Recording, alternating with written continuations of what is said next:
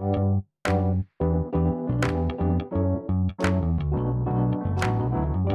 by Riverside.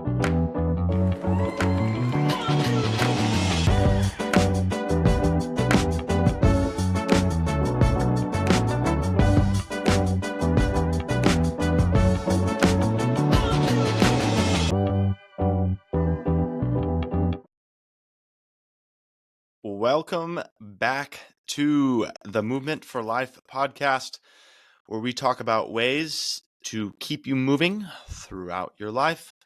My name is Colby Christophic, here with another episode for you. Happy Thursday to all of you who are listening.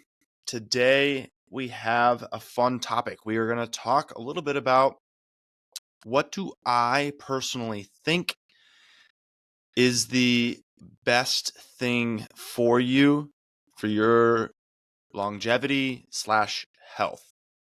Not what's going to make you the fittest, but what do I think is going to be the best for you for your longevity / health. They may be slightly different and slightly off from each other. Before we do, though, let's talk about some stuff that we did last week, or stuff that I did last week. I did not do very much last week. There was a little bit of surf early in the week, which was great. And then Wednesday, Thursday, and Friday, I actually sailed down to the Malibu Pier, and I kept my boat down at the Malibu Pier for Wednesday night, Thursday night, and Friday night. So although I was not super physically active, some of my physical activity was taking my dinghy and rowing into shore, taking my dinghy and rowing from shore back out to the boat. It was a lot of fun to stay out there. We had a lot of awesome wind to get there as well. Had some friends help me sail the boat down, had some friends help me sail the boat back up. Although it's not a lot of sustained activity, you definitely got to be strong in order to do things on the sailboat. So that was a ton of fun. I definitely did not sleep very good. The Malibu Pier is a very exposed space as far as open to the swell goes. So although we had really small swell and really light wind, anchoring on my boat definitely made it very, very rocky during the night. And not the kind of rocking that is like, this is nice and I'll rock to sleep. But sometimes, there was a bit of that, which was great. There was also some of those times that was a little bit aggressive with the rocking, like jolt you awake several times throughout the middle of the night. So, lots of things coming up in August. I'm really looking forward to doing some training for Sundays on the Sand with Coach Casey, going and doing a beach workout with all of our members here at Oxstar Movement every Sunday in the month of August. So that is definitely something I'm looking forward to. I've been just hanging on with my CrossFit training 2 days a week, along with some surfing throughout the week, and then also maybe a beach workout or a beach run or two as well. Things have been really busy, but getting in what I can. All right, let's shift gears a little bit. Again, let me know in the comments, what do you guys do to stay active throughout the week? Tell me what you're training for or being active with. Let's hear it. What are you guys doing? This week, I kind of want to give you my top 3 things that I would do if I was trying to be as healthy as possible for as long as possible. And they're each just a little bit different. And I've got a little bit of different reasoning behind each of them. The first one is going to be the least commitment, and I honestly think it's going to be the least beneficial out of all of these, but definitely underrated when measured against nothing. And that first one is going to be walking. If I was trying to stay healthy for long term and just be fit and healthy long term, walking would be probably the thing that I would do every day. I don't know if anybody has a pedometer, but if I was only going to be using walking as my only activity for the day, I would probably shoot for 20 to 30,000 steps a day. Now that's quite a bit of walking. That would be likely equivalent to maybe 6 to 10 miles of walking per day. If you have an active job, hopefully that means you're getting some of those steps while you're at work, and then also spending an hour to an hour and a half of walking outside of your job as well. Walking is a very low zone activity.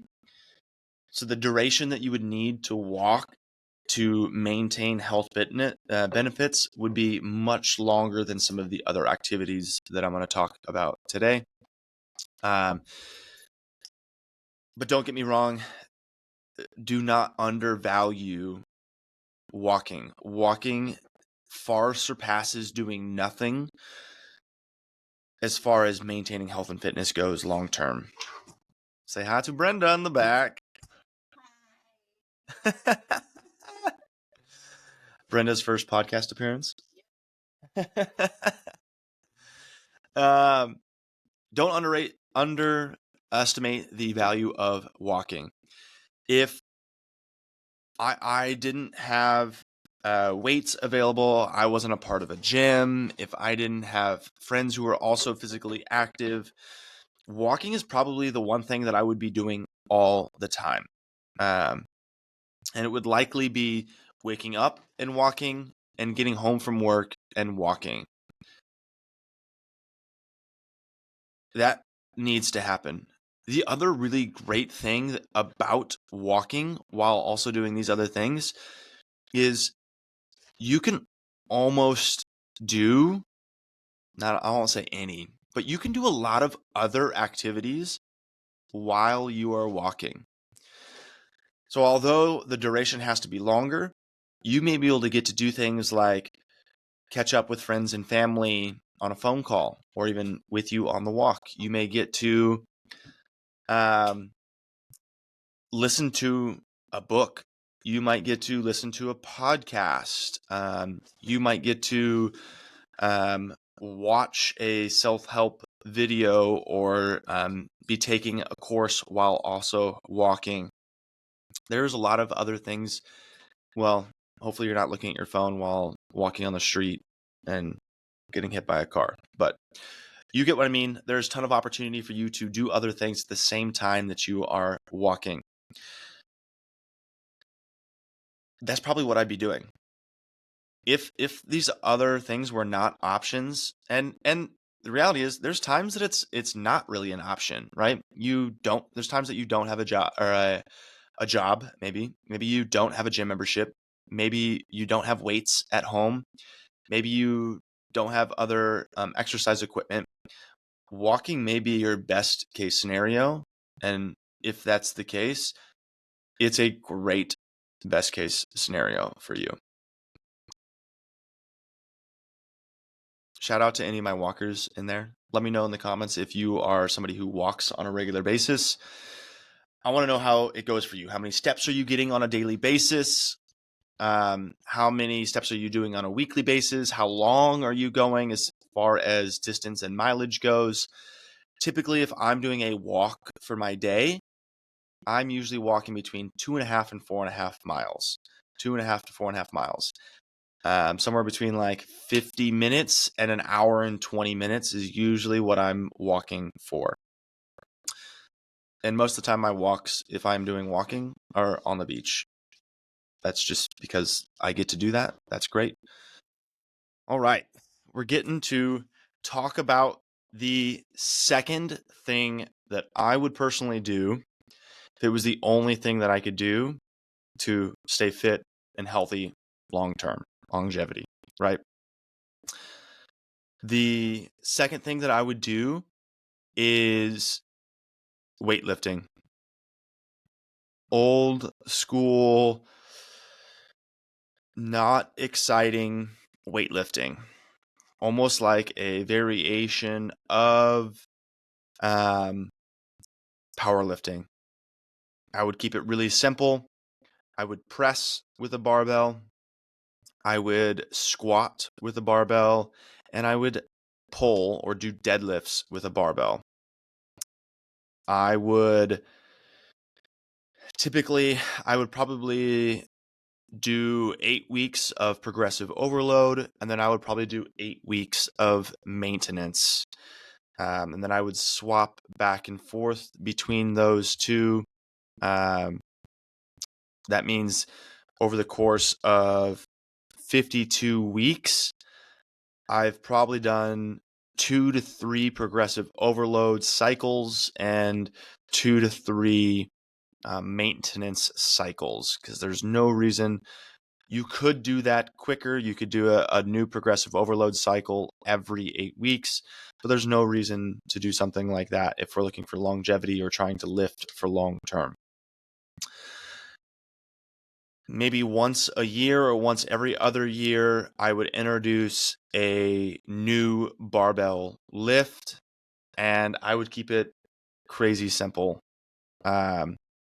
These sessions, likely the heart rate would stay in zone 2, zone 3 maximum. But I'd also be getting, so I'd get a little bit of metabolic conditioning, but I would also be getting strength gains as well. And as we all know, the science is super clear with how strength affects longevity, and in particular, independence in later years in life. If I can maintain strength or muscle mass in particular, is what the studies show, I can maintain independence for longer and longer and longer. So doing something like a hinge, a squat, and a press, I'm almost more or less using all of my major muscle groups, right? I'm doing legs, hamstrings, legs, quadriceps, then I'm also doing a shoulder group as well. The pulling might also be a little bit of lats, but that's how I'm going to keep a majority of my muscle mass or build a majority of my muscle mass. This is potentially really, really boring, or this is potentially something that's really fun for a lot of people. I imagine there are a lot of people that go to the gym that stick on a routine that's very, very similar to this. They may use dumbbells, they may use barbells, they may use free weights, and they stick to maybe like a traditional chest and tries, back and buys type of thing, and then a leg day where they're essentially even using a machine as well. I would probably, different from what most might do, I might have, instead of one of my days be leg day and 2 of my days be upper body, I would swap that and I would have 2 lower body days and 1 upper body day, and alternate whether it's a push or a pull on the upper body day. And biggest reason for that, again, is the independence. It can be a ton of fun. It's a little bit slower paced, and it's a little bit lower on the skill level. The neurological adaptations that are happening through strength training, especially if I'm hitting full range of motion on pressing, on squatting, and pulling or deadlifting, I'm still getting some coordination of muscle groups inside there as well. So I'm building neurological pathways in addition to just building strength. Now, kind of the thing that's missing, the strength aspect was what was missing from the walking, right? Now, what's missing from the strength protocol, 8-week or 12-week cycles, is a neurological or a learning component, because also as we age, we know that if neurons are not firing, we've all heard it, right? You use it or lose it. If neurons are not firing and making new connections or solidifying current connections, the brain gets rid of them. We say, hey, we haven't been using this neural pathway. Let's get rid of it. Let's make room for something else. So, and that leads to cognitive decline. If it's me, I prefer not to have cognitive decline. So if I was going to choose any training modality to do something long term, it's kind of looking like all three of these, but adding a skill acquisition component. And I would maybe argue that this is what we're looking at with CrossFit. There's a monostructural component, walking. There's a weightlifting component, strength training. And then there's also a gymnastics component. And for most of us, the gymnastics components of CrossFit require skill acquisition. They require new neural pathways or developing neural pathways. That's why one of the reasons, not to mention if we talked about more complex lifts, those are also going to challenge our neural pathways as well and increase the pathways that are being created. But this is the biggest reason that I think CrossFit is hands down. It is what I've used for the past 12 years, what I'll probably continue to use for the next 20 years. There's no reason for me to be PRing every single week, every single cycle. My goal is, what is the longest I can do this? And I'm getting some metabolic conditioning. I'm getting my strength training, and I'm also working on skills. So if I'm constantly learning and practicing new skills, I'm hitting that neurological component of exercise and longevity that maybe I'm missing from strength training, or maybe I'm missing from just walking. That's what I would do on each of these levels. When we're talking about acquiring skills, the step up from just having a gym membership and having some weights is, it is far more useful when we're trying to acquire skills to have a coach. You can still try to acquire skills without a coach, but the learning curve is very, very steep. And if we're looking at a long-term horizon, that's okay. I feel like we could look at long-term horizon for skill acquisition. But at some point, there needs to be some sort of feedback in the loop for skill acquisition. If we're talking about like learning happening and acquisition, like skill acquisition, you got to think about, hey, how can I compare this to a classroom atmosphere? You can self-learn things, but at some point, you need to test, evaluate, and assess. And that's a lot of what coaching does, is you do a test, you assess, and you reevaluate. You test, you assess, and you reevaluate what's going on. So yeah, you can do the skill acquisition on a long-term time horizon without a coach. But if you're going to do that, you need to have some sort of protocol in place for testing, assessing, and reevaluating what you're doing well, what you're not doing well, so that you can make improvements in that skill too. And really, that's the key indicator, right? If you're not making progress in a skill, you're probably not testing it or assessing it appropriately. You need to find a coach that can help you test and assess, so they can give you a reevaluation of things that you need to be doing to acquire this skill. Great. I hope this was a super fun episode. Do these differ from what you would choose to do? I want to know from you guys, if you had to choose any one thing to do for the rest of your life, what would it be? There's lots of different things that you can do to stay active. There's, some of the bigger things that I think about is there are large groups of people who would play something like a country club sport, something like golf or tennis. Amazing ways. Let's incorporate game. Let's incorporate a neurological component, and let's incorporate a metabolic component as well. I love that. I think that that's missing that strength piece, but I think that those are amazing things as well. Other sports like long distance running or long distance swimming, I think those are great equivalents as well. So tell me what you guys are doing. If you had to do any one type of exercise for the rest of your life, what would it be? What would you be doing to stay active?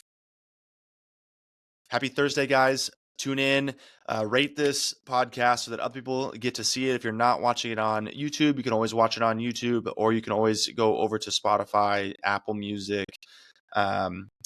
the Amazon podcast, wherever you listen to your podcast, find us. We've got a ton of awesome free content for all of our members over at oxnardmovement.com/members. And if you aren't already on our email list, I send out an email every single week giving some sort of information, helpful information on how to live a healthier life, how to make your workouts more useful, how to get more bang for your buck with nutrition. So love to share that with you. If you are not on that list already, send me a message, send me a DM, send me an email, and I would love to start sharing it with you. Happy Thursday. We'll talk to you all soon.